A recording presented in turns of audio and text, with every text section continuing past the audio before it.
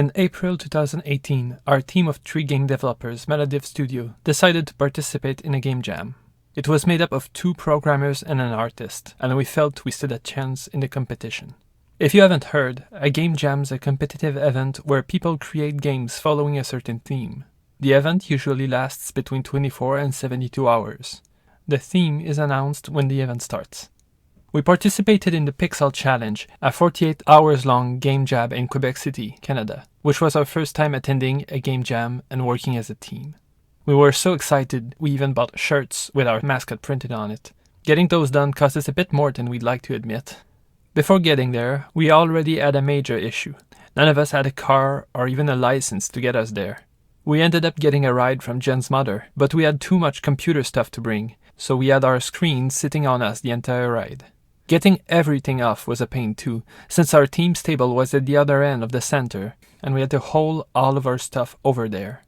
After we got everything set up, we got called up to the presentation room for the theme reveal. Except that the presentation room was too small, and only about half of the participants could fit in. Since it was on the 2nd floor, a lot of people had no choice but to stand in the halls and stairways to listen in on the announcement. Although, thinking back, they were lucky they didn't have to swim through such a tight crowd before they could get to work. Perfect Storm is the theme that was announced, and it had us stumped for a solid minute. We even went to Wikipedia just to make sure we really understood what it meant, as we're all native to a French-speaking region of the world and we're only vaguely aware of the expression. So we fought our way through the crowd and managed to get back to our table. We brainstormed game ideas for about 2 hours. First, we thought of making a game about scientists creating destructive storms and sending them against cities, but gameplay would be a bit boring. We tried making something about destroying some ant colonies, but it didn't fare much better.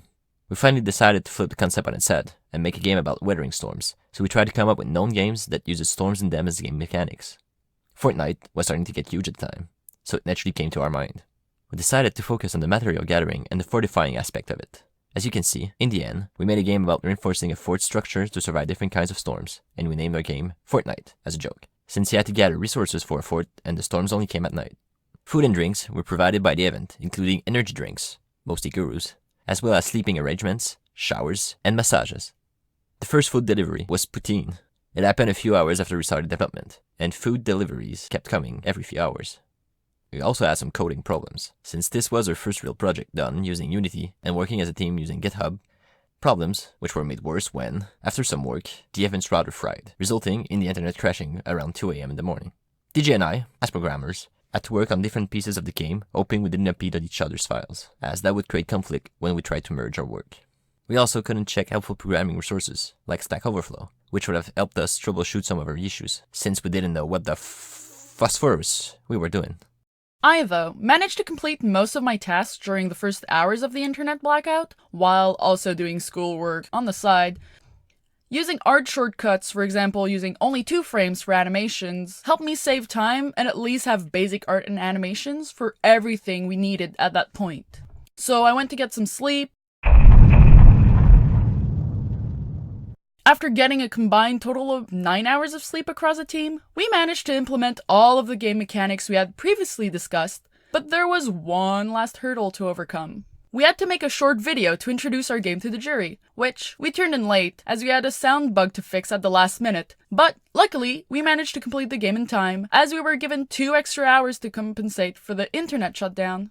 The organizers once again gathered everyone into the announcement room and showed every nominated team's project. We didn't win, but that didn't matter. We had fun and it confirmed that game development was what we wanted to do with our lives. We gathered our stuff and waited together, half asleep, for a ride to come fetch us and bring us home for some sweet, sweet showering and the warm embrace of our bed sheets. Thinking back on those 2 days, it was a very nice test to see how we could work together as a team.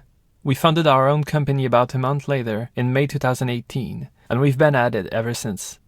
So, do we recommend participating in a game jam?